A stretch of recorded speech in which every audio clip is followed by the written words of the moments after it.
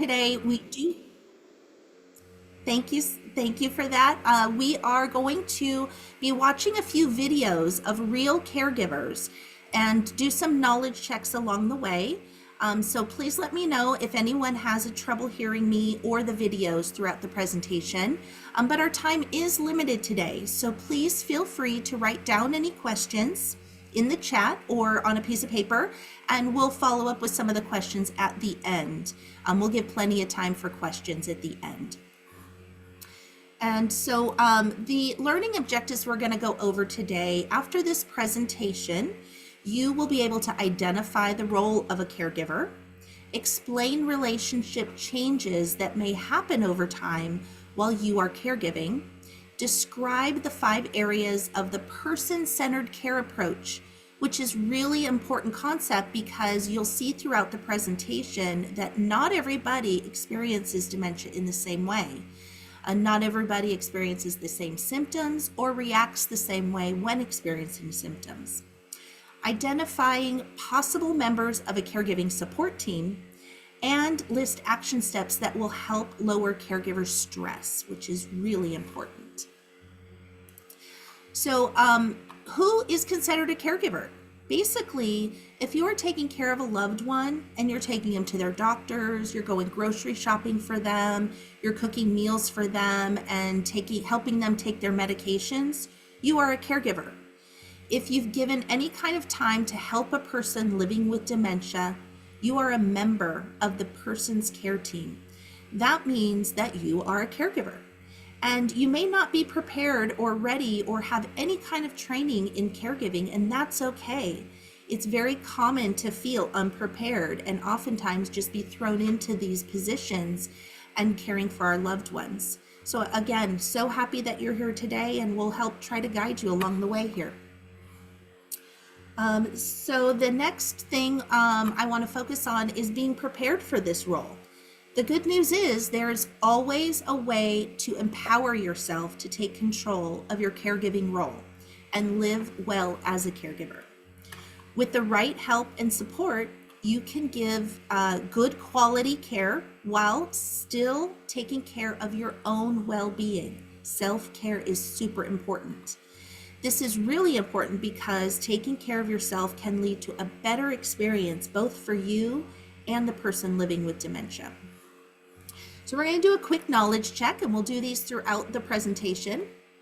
Someone who helps a person living with dementia with everyday tasks like grocery shopping or managing doctor's appointments can be considered a caregiver. True or false? Hopefully you were just listening, and the answer is true. Caregivers help with activities of daily living and provide emotional support, but can also take on tasks like managing money, making doctor's appointments, and more. So what kind of things do you do as a caregiver? You can help provide transportation to and from the doctors, shopping, all sorts of places that they need to get because they may no longer be able to drive. You can help buying and organizing medications, taking care of money, making meals, monitoring medical conditions, making notes when you see things happening because it's super important to give that information back to the doctor. Making appointments for them, talking with the talking with the doctors and the healthcare professionals, and helping with activities of daily living. You may also hear the word ADLs. That's what ADL stands for, the activities of daily living. This includes things like getting dressed, making meals, taking a bath or shower, using the toilet. All of these things are examples that may not happen all at once, and they may not happen to everybody. Everybody has different needs, these needs can change over time, so you could be required to do more later on.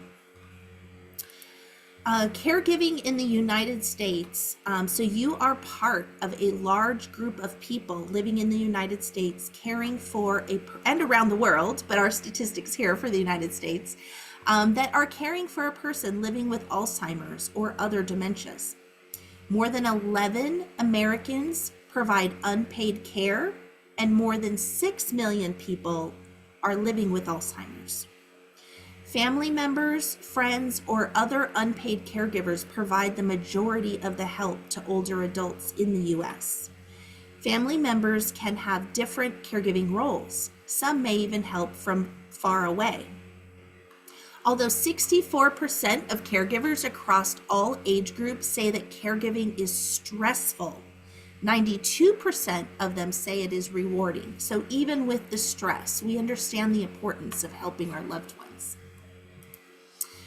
All right, so what kind of changes may happen over time? All caregivers have their own special challenges depending on the situation.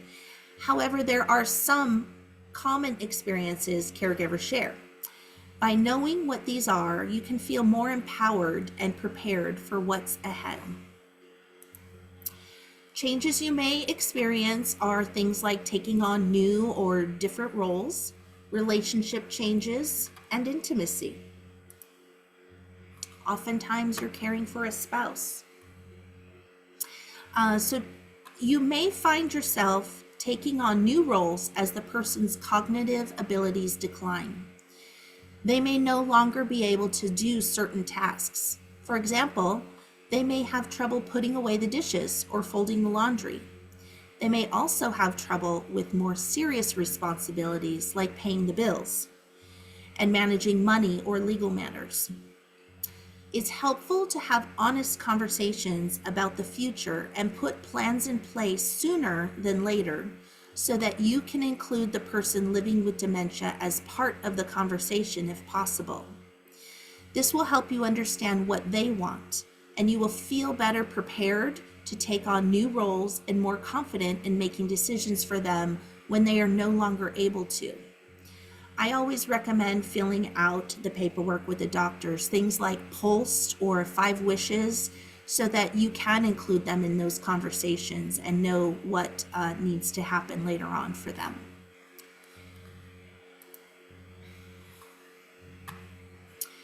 You may find that you have less time for your family and friends, so some of the social isolation is common. You might also find them pulling back a little. They may not want to spend time with you and the person living with Alzheimer's because they're afraid to do or say the wrong thing. They also might not understand that the disease is causing the person's behavior to change, and it's not them. Or they may simply might not believe or accept that the person has the disease. They could be in denial. So what can you do in these situations? Reach out, let them know that even though Alzheimer's has changed some parts of their life, you still value their friendship and support. Include the person living with the disease in these conversations whenever possible. Consider inviting a new friend or family member over depending on how the person with Alzheimer's is feeling that day. Educate them about the disease. Let them know in advance of any physical or emotional changes they may notice in a person living with dementia.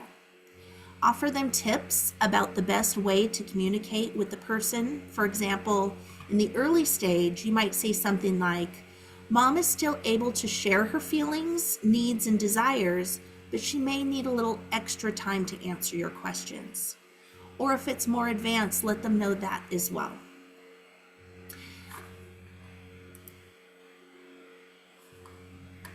As the disease progresses, you may not be able to have the same emotional or physical intimacy you once shared with the person living with dementia.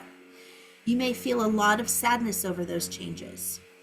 Know that you are not being selfish if you have those feelings. It's typical for people living with Alzheimer's disease to have a change in their sexual drive. Depression, physical illness, and even some medications can cause a reduced interest in sex. It's also common for caregivers to lose sexual desire. This happens sometimes because caregiving can be physically and emotionally exhausting. It can also happen because your role has changed from being an intimate partner to a caregiver. Losing sexual desires could also come from the changes you see in the partner's personality due to the progression of the disease. Do not feel guilty if your sexual attraction to your partner changes. You can find new ways to connect and stay intimate with the person living with dementia as the disease progresses. You can play the person's favorite music. Practice romantic non-sexual touching like holding hands or hugging. Do an activity that you both enjoy. Go for a walk together. Talk about favorite memories. So here we're going to hear a few videos like I mentioned. Let's hear from this caregiver as she explains how she stays connected with her father who's living with dementia.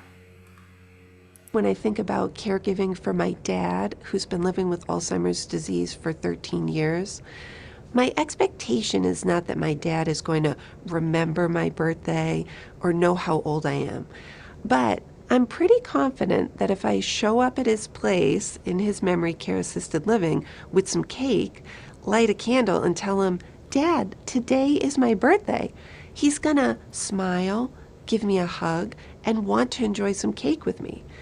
And so that gives me a glimpse into that love and that connection that's still there between us as father and daughter. I've had to realign my expectations, but that has allowed me to be more present and available for these happy and connective moments between us. Okay, so that's just an example here, one example. Next, we're going to talk about the person-centered approach to care. So what is it? Person-centered care focuses on the individual first. Care is built around their specific needs. It involves using what you know about the person's likes, dislikes, interests, and abilities to give the best possible care. There are a number of benefits to using the person-centered care approach for both the person living with dementia and the caregiver. Benefits for the person living with the disease may include fewer dementia-related behaviors, which may lower the need for medication to treat these symptoms. Less boredom and feelings of depression or helplessness, lower levels of agitation, and an increase in happiness and sense of well-being. The person who is giving the care feels more confident in addressing dementia-related communication and behavior changes.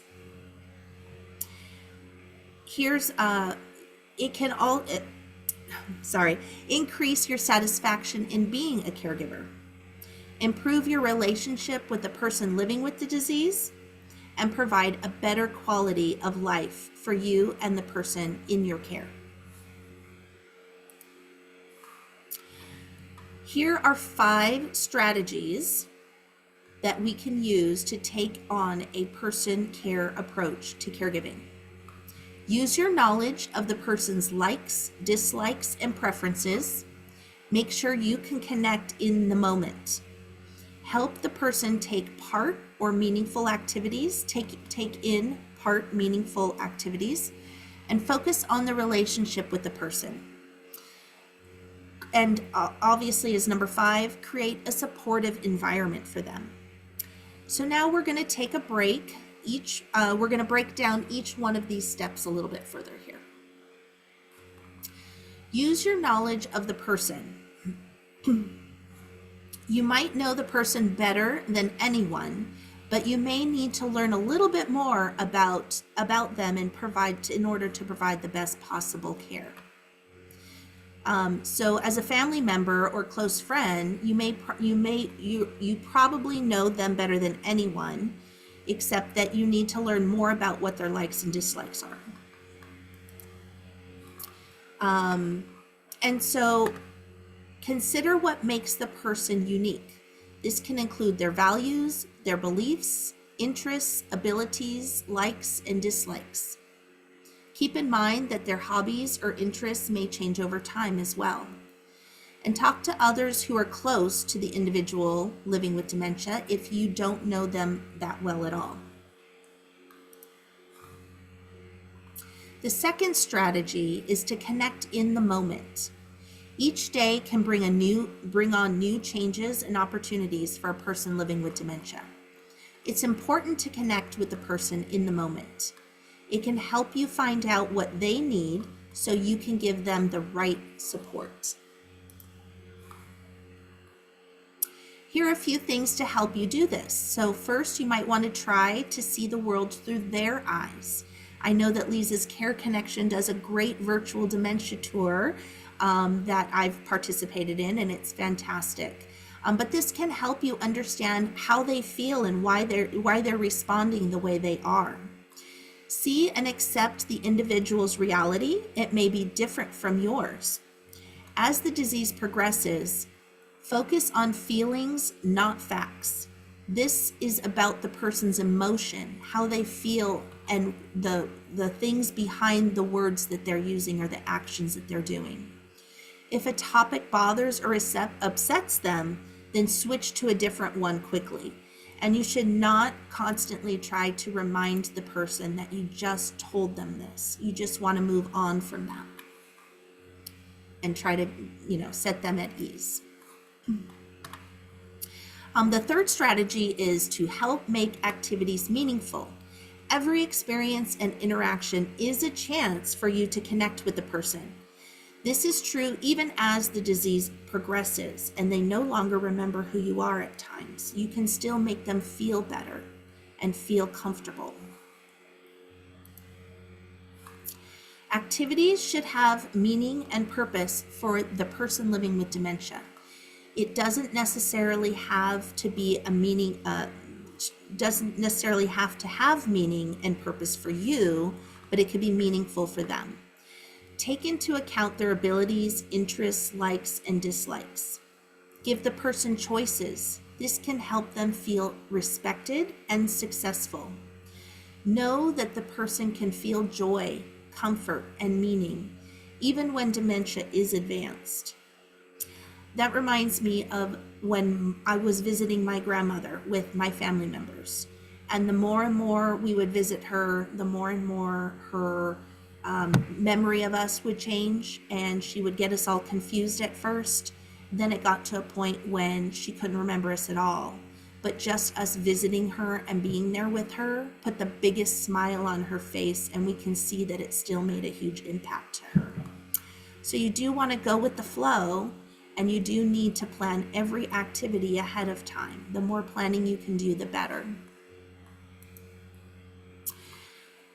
The fourth strategy is to focus on supportive relationships. Person-centered care means putting that person before the task. So again, as we plan, if something's not working, we might need to adjust and change because the way they're feeling or what they're experiencing. It can be hard to manage all of your caregiving responsibilities each day, but it is important to be flexible so you can support how the person is doing or feeling that day. Think about choice and flexibility instead of how much you can do in a day. Pay attention to what's happening with the person in a certain moment. Maybe it's a certain time of the day that it's just not working. It might still work at a different time of the day. It could just be what they're going through.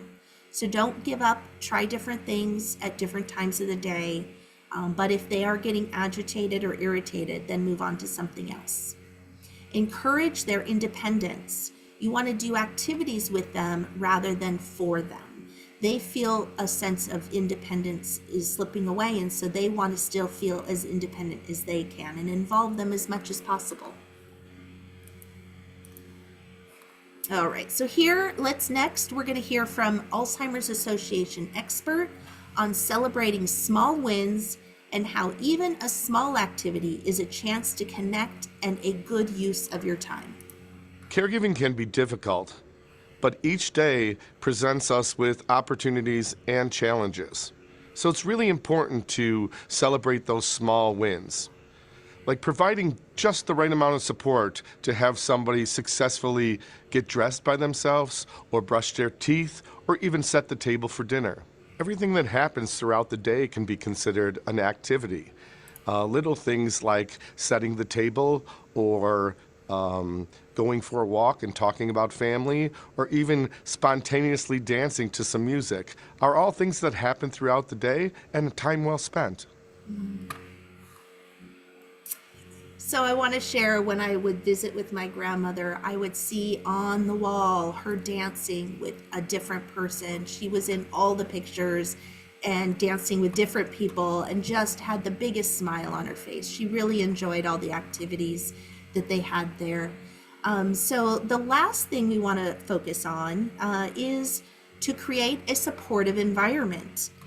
A supportive environment helps the person living with dementia be successful and independent for as long as possible.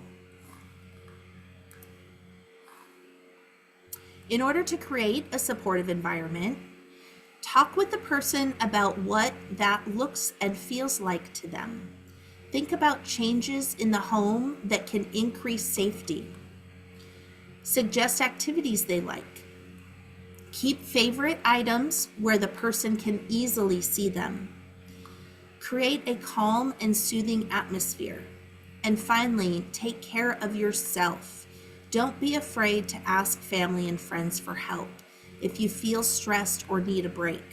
Sometimes you may need to hire a out of the home caregiver to come in just for a few hours a day, a few hours a week.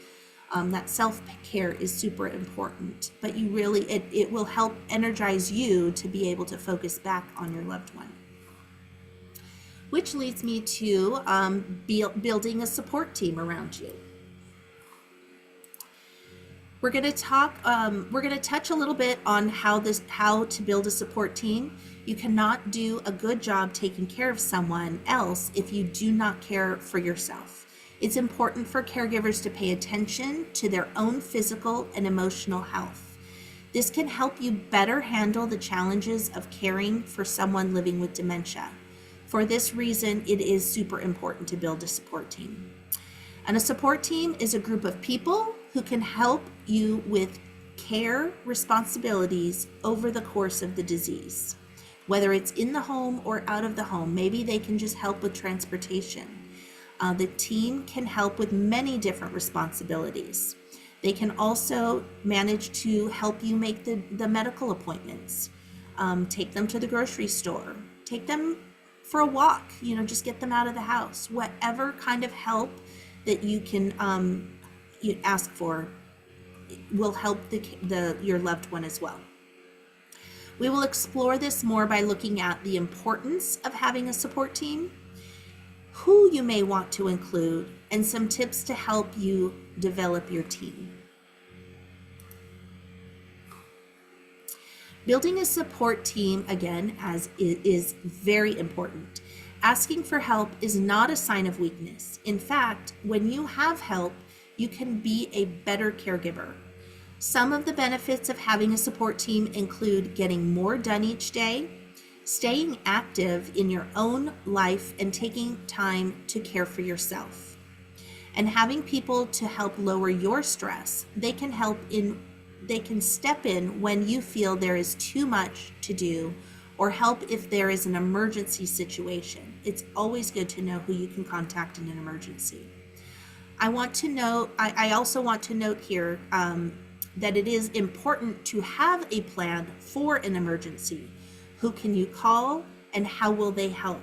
Having those phone numbers close by on a sheet of paper is very beneficial. That way, in the emergency, you're not frantically trying to find the number. This plan will give you and your support team confidence if an emergency comes up.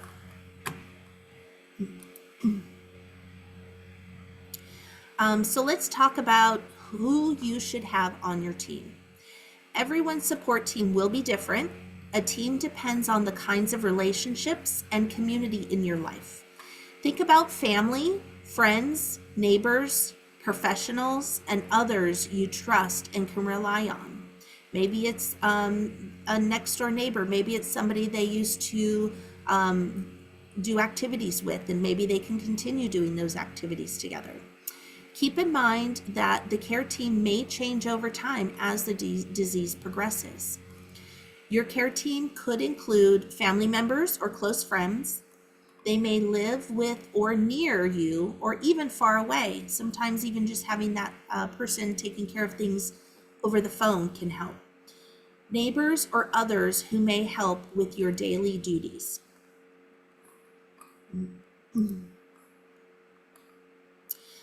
Your general practitioner or the person's neurologist, counselor, gerontologist, or other specialists.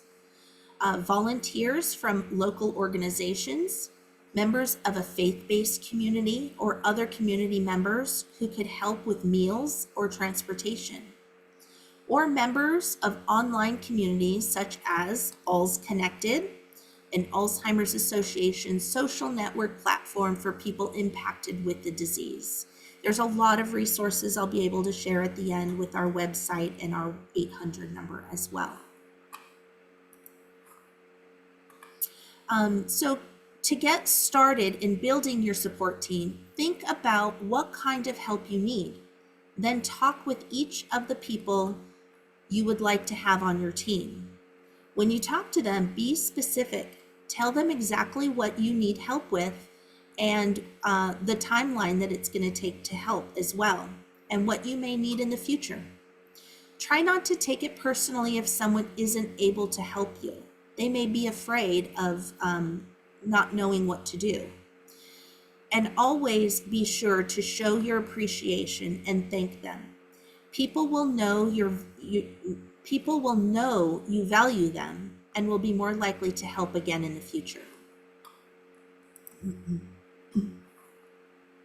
So let's take a moment to reflect.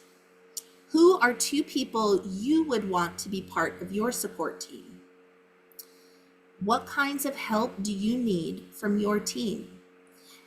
Examples include giving you emotional support, providing transportation, picking up medications, or helping with general care duties. And again, there will be an activity that we'll be sharing in the chat and possibly emailing following up later. That is a little bit of a workbook to help you with some of these questions and to help figure out who can be on your care team.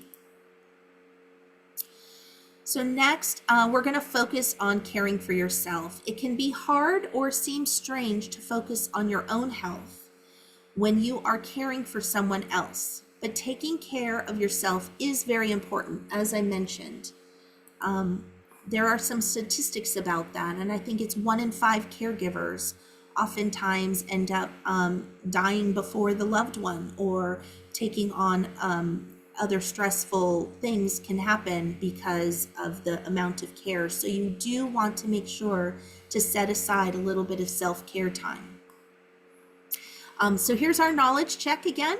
Dementia caregivers are less likely to experience anxiety and depression than other caregivers. Do you think that's true or false?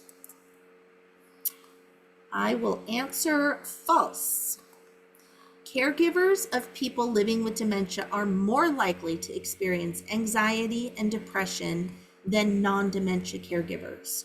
They are also more likely to experience financial and physical difficulties.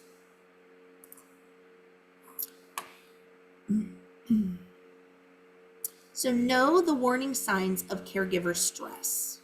There's quite a few here.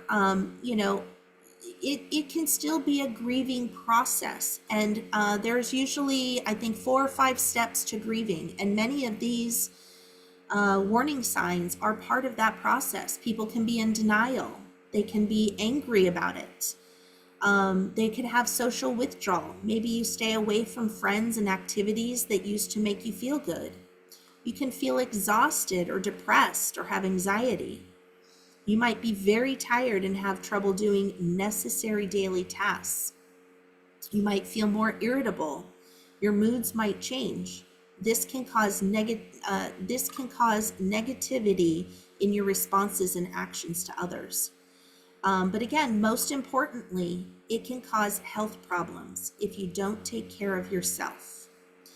So these things can happen all at once, again, not in a linear line. You may not feel all of them, but just pay attention to the warning signs, because if you are experiencing any of them, it's time to give yourself a little bit of self-care. Stress can lead to physical problems. Talk to your doctor if you notice signs such as blurred vision, stomach irritation, high blood pressure, changes in appetite, and sleeplessness. We've talked about what stress can look like. Now let's look at a few things you can do to help prevent or manage this stress. Here are a couple of tips to keep in mind, but there are so many that you can do. Find relaxation techniques that work for you. Not everybody is the same. Such as breathing exercises or meditation. You can go for a walk. The Alzheimer's Association has some really helpful ideas on our website, which again, I will share that information at the end. But really pay attention to your symptoms and talk about them with your doctor when you need to.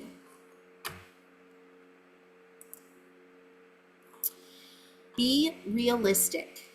Taking care of yourself, as I mentioned, you can be grieving the loss of what life was like before with your loved one.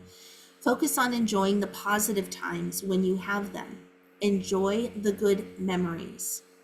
Know that you are doing your best and the care you give does make a difference. You may feel guilty that you can't do more, especially as a person's needs increase over time. You may not be able to promise how the person will get their care, but you can make sure they receive good care and are safe. Take care of your health. Visit your doctor at least once a year or more often if you need to. Be honest and open about your diet, exercise, and physical and mental health as well. Listen to what your body is telling you. And if you need to, take a break. It is normal to need a break from caregiving duties. No one can do it all by themselves. Look into respite care to allow time for you to rest and take care of yourself. Whether that be having someone come into the home to help with your loved one or taking them out of the home and doing an activity with them. Get the help you need.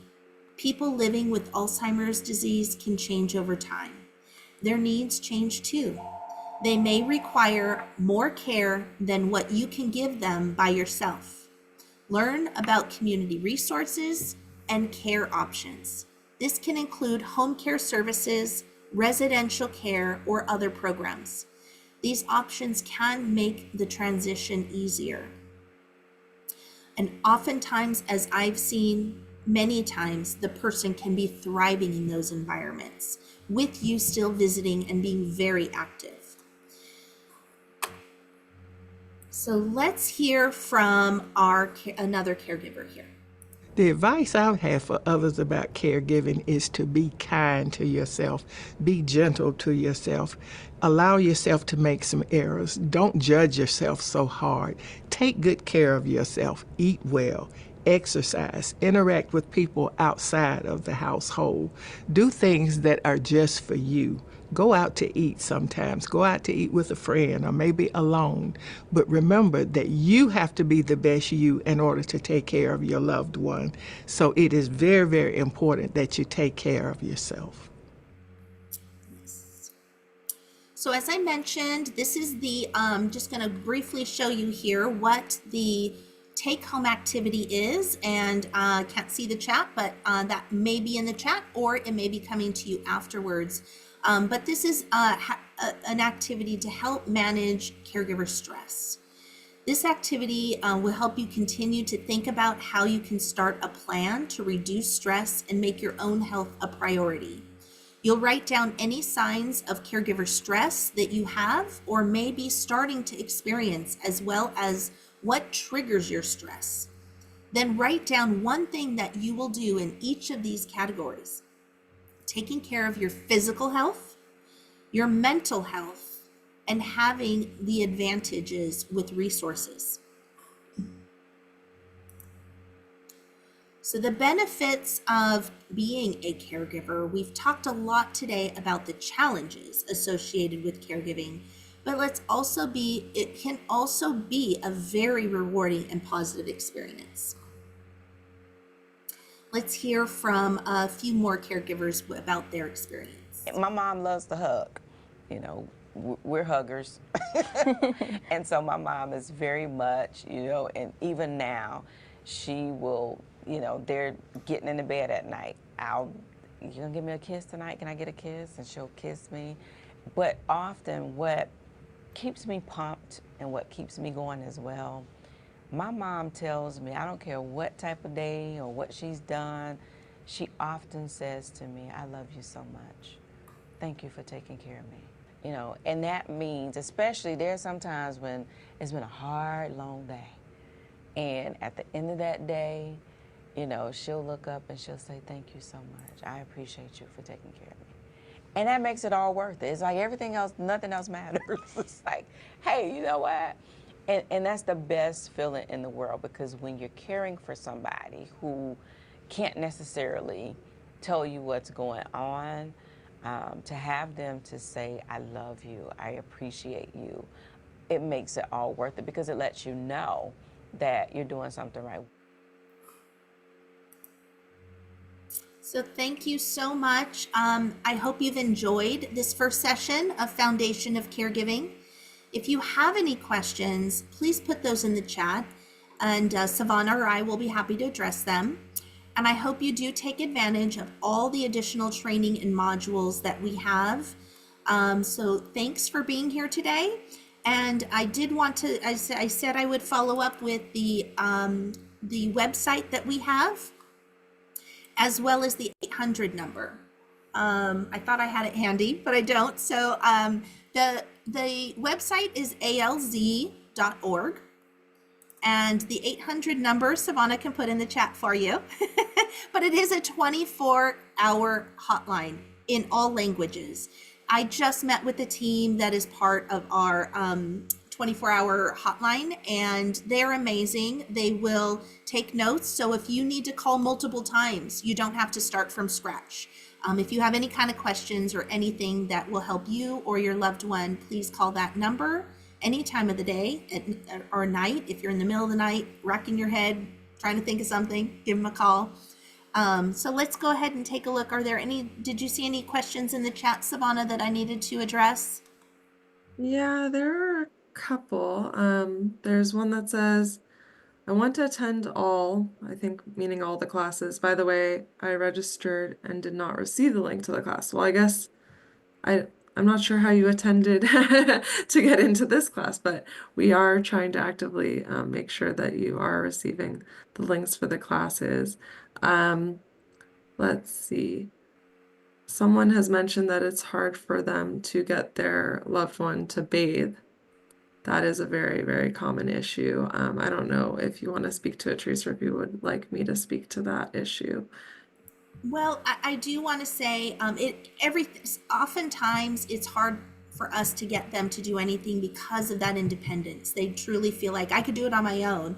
So we have to be really creative. We have to think of other ways of saying other ways than to say, let me do this for you. Let me give you a bath. Maybe it's I'm trying to think of some examples, but I've heard some really creative ways of saying, saying it in a different way that makes them want to get in. And I can't think of any at the time, but we just have to be really creative. I know it's really hard. Do you have any other tips on that? Yeah, I mean, so a lot of times people with dementia, like bathing becomes scary to them, even though it hasn't been in the past, right? So making sure that they know that the water is warm, right? So you can like touch their fingers to it, making sure that they feel comfortable. So if they're scared of standing, maybe you have like the tub transfer bench and you make sure they're comfortable. Sometimes it's about who's bathing them. So, right, they're not verbally saying, oh, I don't want you to bathe me, but maybe they're uncomfortable with that. And sometimes it takes someone else bathing them, and maybe it's the time of day with disorientation. So there's a lot of factors that can play into it with someone with this disease. I do have, there's some videos that were created out of UCLA that are very helpful with this particular topic around bathing. So I'll go ahead and put that in the chat, but just know that this is very common, and it's sort of how you approach it. Sometimes you can use it as like a positive, where like if they don't like bathing, it's like, oh, we're gonna get all freshened up today so that we can see X person or do this thing, right? So it's less about the act of showering. It's more like we need to shower and bathe so that we can do this thing. So there's different tweaks to it, but just know that it is a very tricky topic for sure. Yeah. I Thanks for think those another examples. Those were good visualization. That's a thing, try to get their mind off of the ask and moving on to the next thing of getting them excited about where they get to go afterwards. But I did want to share one quote that I often share with groups, and that is that when you can't control what's happening, challenge yourself to control the way you respond to what's happening.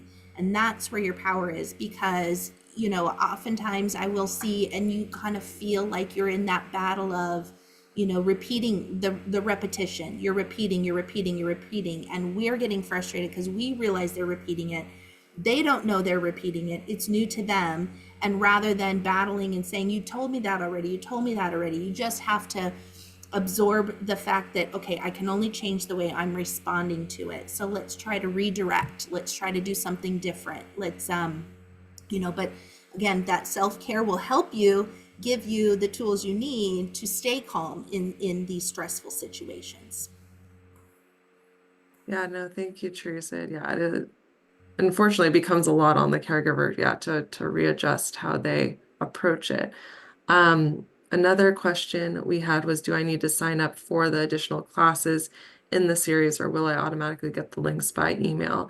I believe, and so she can correct me, but I believe there's different links for each session. And so you do have to sign up for the different sessions coming down the pipeline. I don't know if we're able to get I think Sochi did put the the flyer in the chat. So yeah, go ahead and download that, and there are the links there. I did also put the link for the bathing issues for those UCLA videos that are very, very helpful. So that's there. And then Joy said, is conversational loss common with mild dementia? So I'm always going to give it to Teresa first as the presenter, and then I'll chime in. I'm sorry, what was the question The again? question Read it. is conversational loss. So probably not being able to have conversations as well, common with mild dementia. So I would say when it comes to conversation, when it's more mild, you're, maybe able to have more of conversations, but again, can be very difficult at times because of what they may be experiencing or how they may be reacting, which is why I mentioned that quote. We can only control that. As things progress, those conversations may be harder. And then you can refer to something that's non-conversational, maybe listening to music or doing a puzzle together, starting to incorporate those activities, trying to connect with them in a different way, even going for a walk. Sometimes getting them out of a certain situation will help trigger things, and it may help their mood as well. So what they're experiencing and how they're feeling can change also depending on the time of day and depending on what they're currently experiencing. So if you're trying to have a conversation and it's not quite working, don't give up. You can try addressing it again at a later time, because maybe just in that moment they're not able to comprehend what you're saying or have that conversation, but you can always try to get back to it at a different time. Yeah, I would agree with that approach that different times may be affecting them.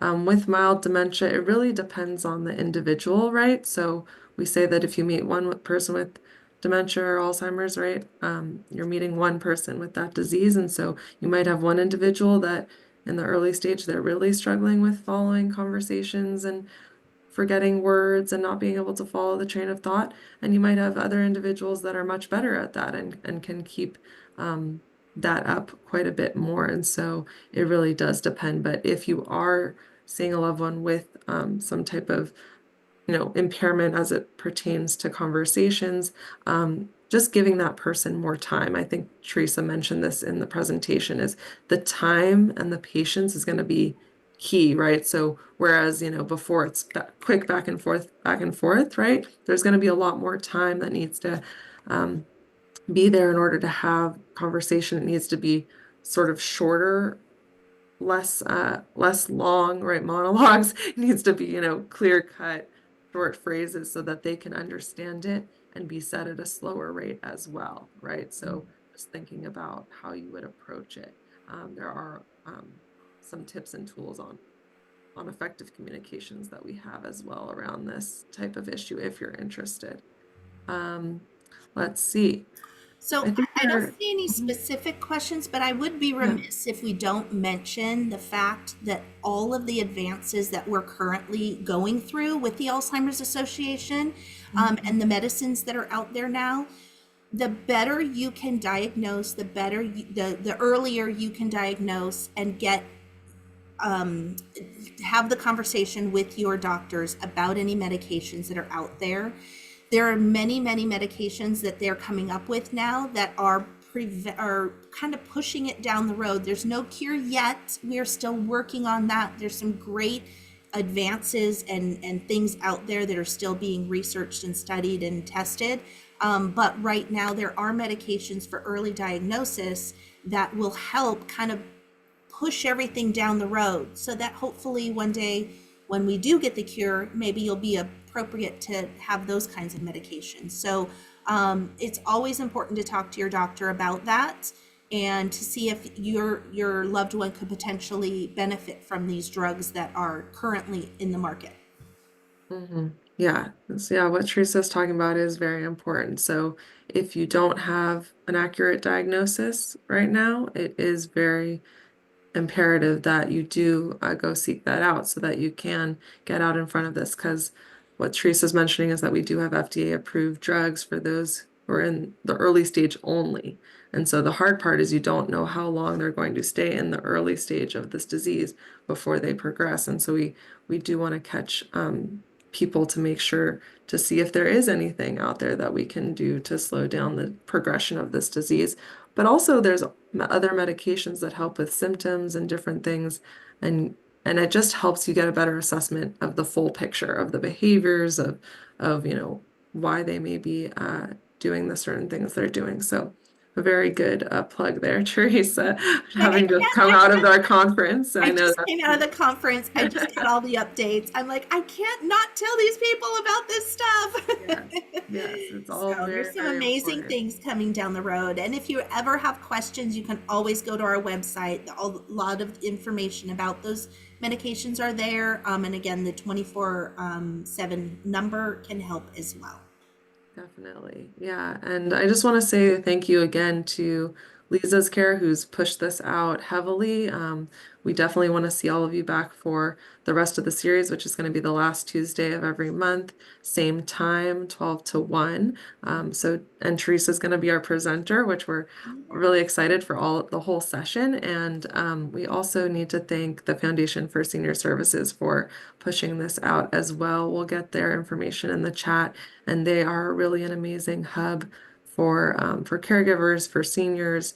They have senior specialists that cover a huge span of different specialties and have a bunch of different programming that they're doing. So highly recommend checking them out. So I'll put them in the chat since they are partners in this. And so stay on for a second while I grab that as well.